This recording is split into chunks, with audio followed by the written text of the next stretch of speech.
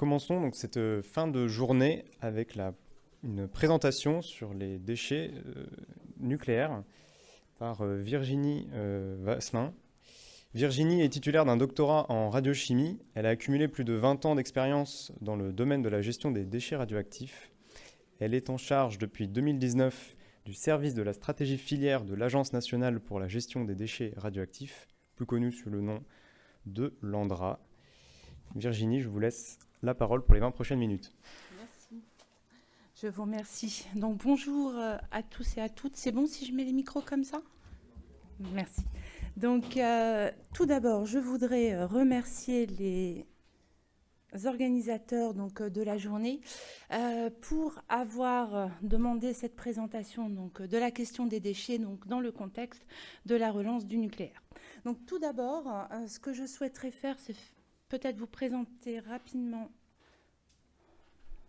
l'agence, donc l'Agence nationale pour la gestion des déchets radioactifs, l'ANDRA, qui est une agence publique, qui dépend du ministère de la Transition énergétique, qui a 5 sites d'implantation, les services centraux, à Châtenay-Malabry dans le 92. Nous avons un centre de stockage, dit centre de stockage de la Manche, à la clôture, pour ceux qui connaissent, du site de la Hague, qui est fermé et qui est en phase de démantèlement. Et puis nous avons 2 centres de stockage en exploitation sur lesquels je reviendrai, je vous les présenterai, qui sont dans l'Aube, le centre industriel de l'Andra, le CSA et le CIRES.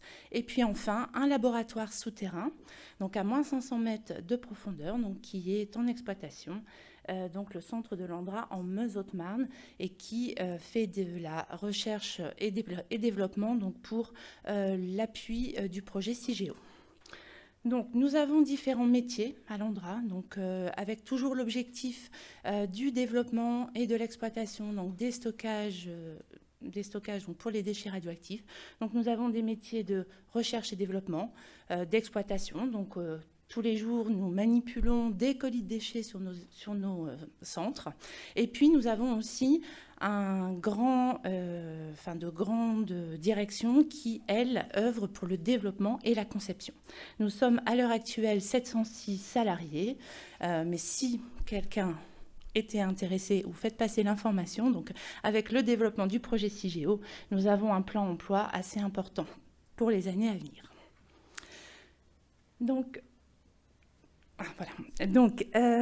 On ne peut pas évoquer le sujet des déchets radioactifs sans d'abord revenir sur la distinction entre matière radioactive et déchets radioactifs. Ça, c'est un point qui est important. Une matière radioactive, c'est une substance radioactive pour laquelle une utilisation ultérieure est prévue ou envisagée. C'est par exemple le cas des combustibles usés. Ça a été évoqué ce matin. Les combustibles usés sont retraités en France, ils ne sont pas considérés comme des déchets, même ceux qui sont en attente dans les entreposages, dans les piscines. Dans certains pays, ils sont considérés comme combustibles usés et le stockage en couche géologique profonde qui est développé, comme en Finlande ou en Suède, a pour objectif de prendre en charge ces combustibles. Nous avons aussi dans cette catégorie l'uranium appauvri, l'uranium de retraitement, dont vous entendez régulièrement parler dans la presse, mais aussi les matières plutonifères. À l'inverse, les déchets radioactifs sont, eux, des substances radioactives pour lesquelles aucune utilisation ultérieure n'est prévue ou envisagée. Et l'ANDRA est en charge de gérer ces déchets radioactifs et non les matières radioactives qui sont du ressort des détenteurs de ces matières. Alors, la gestion des déchets radioactifs se base sur la classification nationale de ces déchets. Ce qu'il est important de savoir, c'est qu'en fonction du mode de prise en charge, on va tenir compte du niveau d'activité et de la durée de vie des radionucléides qui sont contenus dans ces déchets. Ainsi, on va avoir différentes catégories qui vont aller depuis une catégorie de déchets qui va être de très faible activité avec des déchets contenant des activités de l'ordre de 100 becquerels par gramme, jusqu'à des déchets de haute activité qui, eux, vont avoir des activités de l'ordre de plusieurs milliards de becquerels par gramme. De la même façon, on va distinguer pour la gestion de ces déchets soit des déchets contenant des radionucléides avec une période inférieure à 31 ans, c'est-à-dire tous les 31 ans, eh bien, ils vont avoir des crus, donc on va perdre la moitié donc, des radionucléides en présence. On va les distinguer donc des radionucléides, des déchets contenant des radionucléides, principalement à vie longue. Alors, pour ces différentes catégories, nous développons donc des stockages adaptés à la dangerosité et à la durée de vie donc, de ces déchets. C'est-à-dire que pour les déchets dits de haute activité, donc qui représentent 0,2% en volume pour 94,9% de la radioactivité, et pour les déchets de moyenne activité à vie longue qui représentent, eux, un volume de 2,9% pour un niveau de radioactivité de 4,9%, nous développons ce que l'on appelle le projet CIGEO. Donc c'est le stockage géologique en couche géologique profonde sur lequel je reviendrai après. Donc ça fait référence à ce qui a été dit donc, lors du premier exposé ce matin. Donc en fait, la majorité de la radioactivité est concentrée dans un volume très faible. Pour ce qui concerne les déchets de faible, moyenne activité à vie courte et les déchets de très faible activité, eh bien là, on va retrouver la majorité du volume, donc de l'ordre de 90%, 90% en volume, pour une activité donc, de l'ordre de 0,03%. Donc on voit là qu'on va avoir un gros volume à gérer pour une activité relativement faible, et ces déchets sont gérés dans nos centres de stockage de surface, que sont le centre de stockage de l'Aube et le CIRES. Alors, ces chiffres viennent de l'inventaire national des déchets et matières radioactives, donc, que vous pouvez trouver sur le site de l'ANDRA. Donc l'ANDRA fournit chaque année donc, une vision complète des quantités de matières et déchets radioactifs présentes sur le territoire. Donc ça, c'est fait sur la base de la déclaration donc, des producteurs. Et puis, tous les 5 ans, l'ANDRA fournit aussi des estimations prospectives des quantités de matières et déchets à venir selon plusieurs scénarios. Donc les dernières évaluations qui ont été faites donc, sur les scénarios de la PPE actuelle, donc qui va être révisée. Et donc ça concerne notamment le devenir des installations nucléaires et la politique énergétique de la France à long terme. Donc pour vous donner un exemple donc, de ce que vous pouvez trouver dans l'inventaire national. Donc, vous pouvez trouver le bilan et l'évolution des volumes, donc les stocks, soit dans les installations d'entreposage donc, des différents producteurs pour les déchets de haute activité ou de moyenne activité à vie longue, ou bien pour les déchets donc, de faible activité et de très faible activité, et bien là, vous avez les quantités qui sont stockées dans nos centres de stockage. Oh, mince. Donc, à ces chiffres s'ajoutent ce qu'on appelle les inventaires prospectifs. Donc en 2018, nous avons donc procédé à des évaluations donc, de quantité de déchets ou de matières donc, qui seraient à requalifier en déchets, donc selon différents scénarios de prospectif. Donc un scénario de poursuite du nucléaire avec une durée de fonctionnement donc des installations à la fois réacteurs mais aussi l'ensemble des installations du cycle. On prend à ISO durée, donc entre 50 et 60 ans. Nous avions aussi d'autres scénarios avec notamment donc la poursuite des installations des installations donc, du cycle et des réacteurs, mais avec un arrêt du retraitement des combustibles usés, notamment avec une absence de parc RNR dans le futur. Et puis enfin, on avait un autre scénario qui était le scénario de non-renouvellement, avec notamment un arrêt des réacteurs et puis un arrêt du retraitement des combustibles. Alors vous allez me dire, c'est bizarre d'avoir ce genre de scénario alors que finalement, on avait même dans le passé quand même des réacteurs qui existaient, qui avaient une certaine durée de vie. C'est important en fait d'adresser ces scénarios de façon à regarder si jamais on arrêtait par exemple le cycle le retraitement du combustible, eh bien quelles sont les combustibles que l'on aurait finalement sur les bras et que l'on devrait gérer, et quelle pourrait être la solution. Donc c'est vraiment à titre conservatif, de façon à éclairer aussi donc l'opinion publique. Et puis aussi, pour les déchets de très faible activité, par exemple, et de faible moyenne activité à vie courte, pour lesquels on sait que dans le futur, nous allons avoir besoin de nouvelles capacités de stockage, eh bien, il est important d'avoir ces prévisions. Donc, ces scénarios vont être revus lors de la prochaine mise à jour qui va être fin 2023.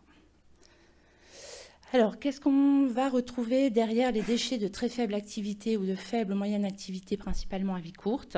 Eh bien, pour les TFA, donc des déchets issus principalement du démantèlement des installations nucléaires ou d'industries classiques utilisant des matériaux radioactifs. Donc, on aura des ferrailles, des plastiques, des gravats, des terres. Donc, vous avez quelques photos. Et puis, pour les déchets de faible moyenne activité à vie courte, ce sont les déchets issus principalement lors des opérations de maintenance, donc des vêtements, des outils, des gants, mais aussi du fonctionnement. On va retrouver tout ce qui est résine échangeuse, d'ions, filtres provenant des circuits primaires ou secondaires des centrales nucléaires, par exemple. Alors, comment sont gérés ces déchets ? Donc, pour les déchets de très faible activité, donc ils sont gérés dans le centre industriel donc de regroupement d'entreposage et de stockage, donc le CIRES, qui est une installation basée donc, dans le département de l'Aube. Donc le CIRES a été ouvert en 2003 pour une capacité autorisée de 650 000 m3. À fin 2021, il était rempli à 66% de sa capacité volumique. Donc on voit que pour les années à venir, où on a une prévision de production de ces déchets de l'ordre de 2 millions, eh bien, il va falloir créer de nouvelles capacités de stockage. Donc ces déchets sont placés dans des alvéoles creusés à même l'argile.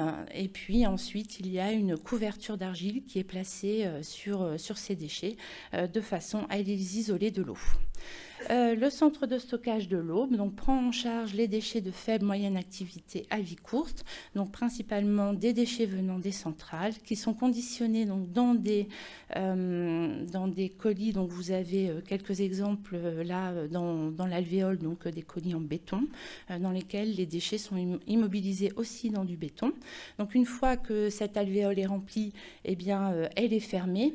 Et puis ensuite, quand le centre sera complètement rempli, eh bien, il y a aussi une couche d'argile qui sera placée au-dessus de ce centre.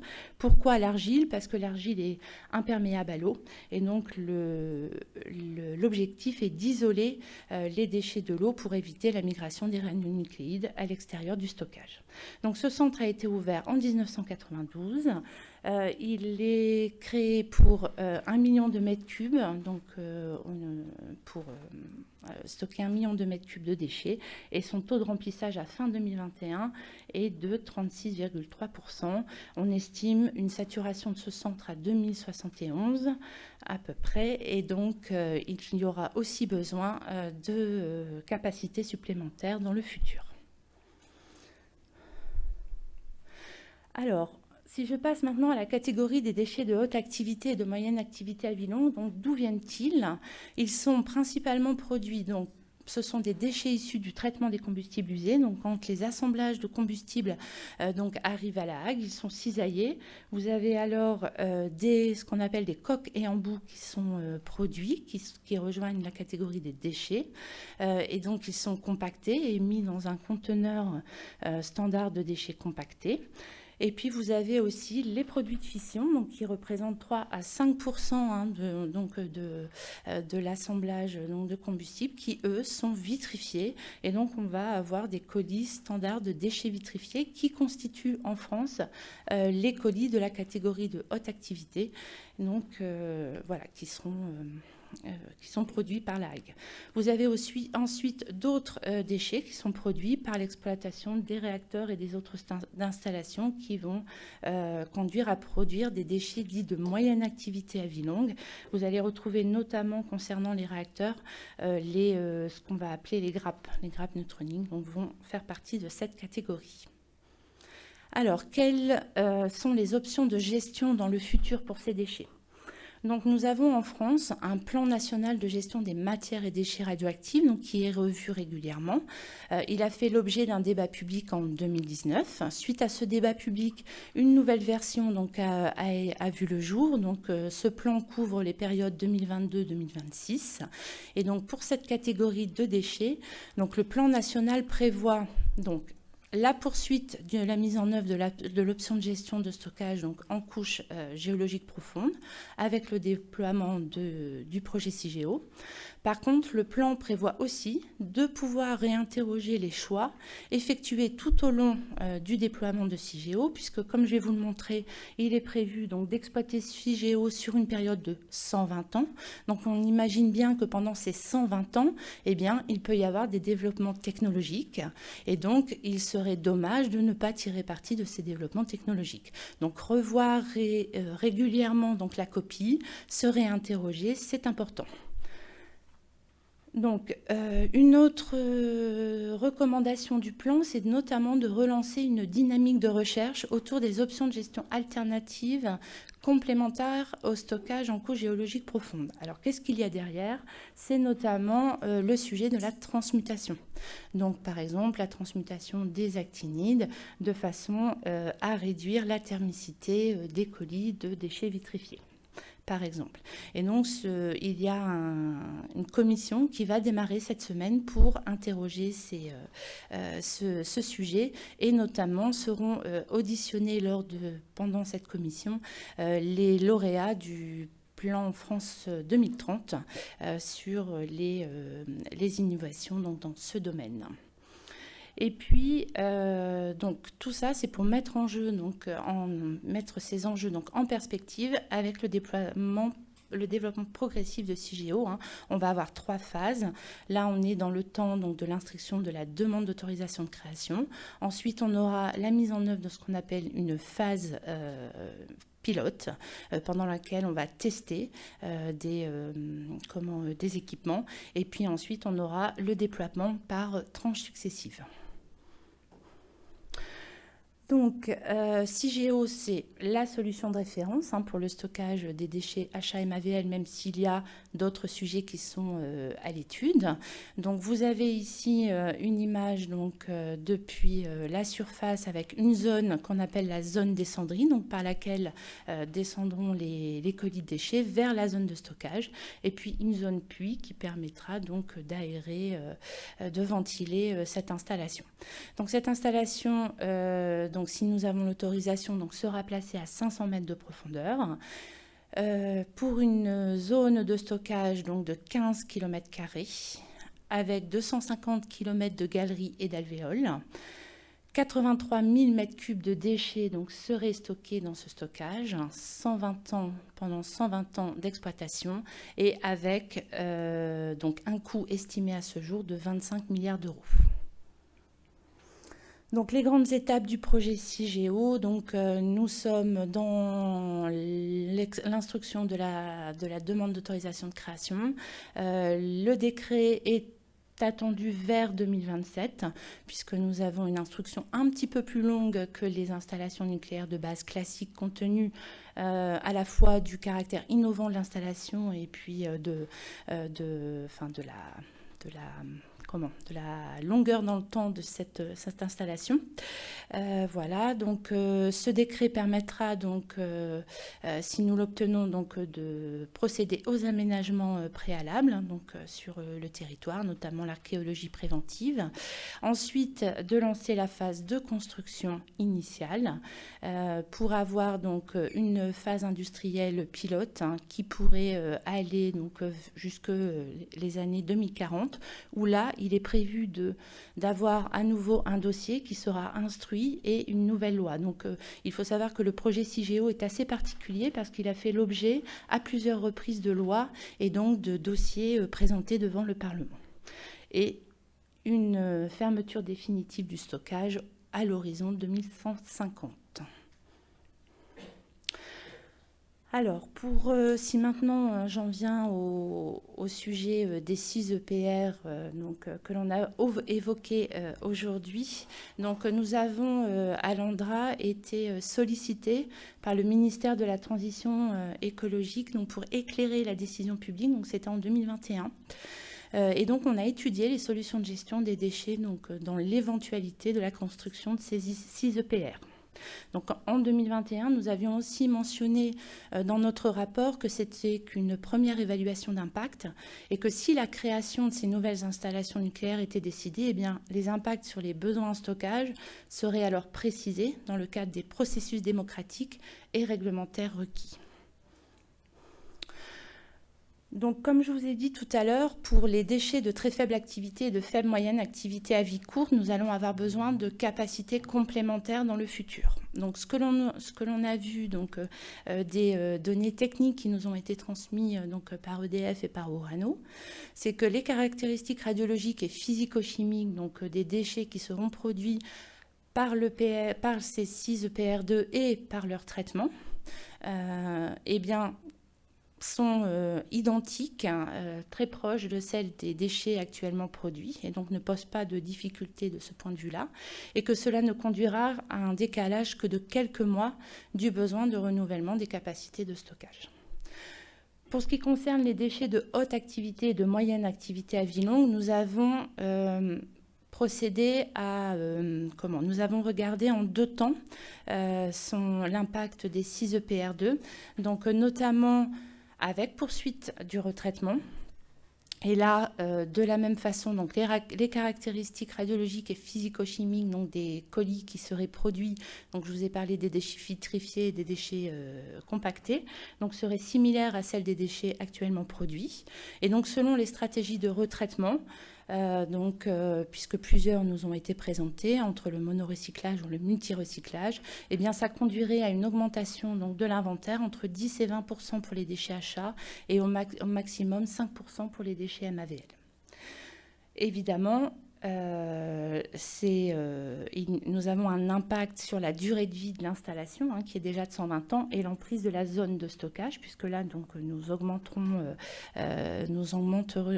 cette zone et surtout ça a été évoqué dans la journée, ces EPR, si le premier voyait le jour en 2035 avec une durée de vie de 60 voire 80 ans, eh bien vous imaginez déjà à quelle date on sort le dernier combustible. Un combustible, quand il est retraité, un colis de verre, mais 80 à 90 ans avant de pouvoir être descendu au stockage puisqu'on a besoin de laisser la thermique redescendre. Donc là, on voit qu'on arrive à des horizons très longs. Dans le cas d'un arrêt du retraitement, eh bien, ça c'est une étude qui est faite d'ores et déjà donc, dans le cadre de la demande d'autorisation de création de CIGEO. Nous avons un dossier qui est dit adaptabilité, où nous regardons au cas où il y aurait un arrêt du retraitement, eh bien, quelles sont les possibilités de stocker dans CIGEO les combustibles usés directement, sans retraitement. Eh bien, nous avons vu que par rapport à ces études d'adaptabilité, eh bien, les activités totales et la puissance thermique des combustibles donc, qui seraient générés par les 6 EPR2 donc, sont de même nature. Voilà. Donc, le rapport donc, que nous avons rendu donc, au ministère, donc, que vous pourrez trouver sur notre site internet, donc, a conclu qu'à ce stade des études, il n'y avait pas d'impact donc, sur nos installations en exploitation et nos projets donc, du lancement donc, des 6 EPR2. Voilà, je vous remercie pour votre attention.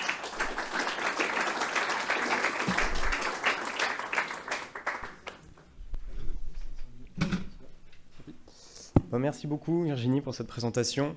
On va passer à une question. On va pouvoir avoir un léger temps de questions en prenant une. Qui sera le résultat? Ah, il y a déjà le micro. Impeccable.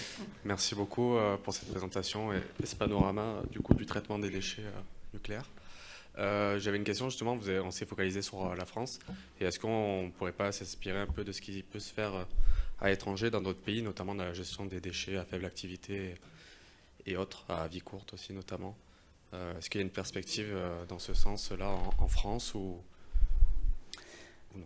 Alors, est-ce que le sujet derrière, c'est le fait que l'on n'ait pas en France de seuil de libération et que pour les déchets de très faible activité, en effet, nous sommes les seuls à les gérer de cette façon.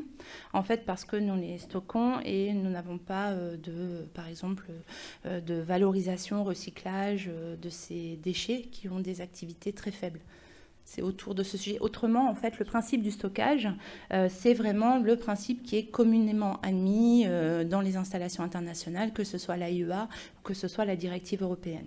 Par contre, ce qui nous différencie de nos homologues étrangers, c'est l'absence de seuil de libération qui fait qu'en France, tout déchet en fait qui est produit est considéré quel que soit son niveau d'activité. Donc, s'il est produit dans une zone dite potentielle de déchets nucléaires, et bien dans ce cas-là, il va être considéré comme un déchet radioactif et donc doit suivre la filière des déchets radioactifs. Et il y a dans le nouveau plan national de gestion des matières et des déchets radioactifs donc des options qui sont ouvertes à l'étude, notamment le recyclage des matériaux métalliques. C'est le projet de Technocentre, notamment d'EDF, sur le site de Fessenheim. Merci. J'avais une question sur la gestion. Non, mais je vous entends, allez-y, je vous entends. La gestion en cas de crise, c'est-à-dire l'analyse de ce qui peut se passer si jamais il y a un événement naturel, je pense à un séisme, il peut y avoir autre chose, sur les sites de stockage. Quels seraient les impacts et aussi quels sont les risques sur cette notion? Alors, ça, ce sont des scénarios que l'on prend en compte pour le dimensionnement des installations. C'est ce qu'on va appeler, par exemple, des scénarios d'évolution altérée. Donc, on va dire, ben voilà, il va arriver un phénomène. Donc, il peut être naturel, mais il peut être aussi, on parle aussi de scénarios d'intrusion humaine involontaire. Ça veut dire qu'on fait un stockage, et puis finalement, par exemple, pour nos stockages de surface, eh bien, il y a une nappe d'eau en dessous. Eh bien, quelqu'un veut aller exploiter la nappe d'eau. Il faut que, eh bien, quand il va pomper l'eau, finalement, l'eau qui remonte et qui va avoir de la radioactivité ne va pas conduire à une certaine dose pour avoir des impacts sur cette personne. Ce qui dimensionne, par exemple, le contenu, la limite des radionucléides à vie longue dans les stockages de surface, c'est ce qu'on appelle un scénario chantier routier.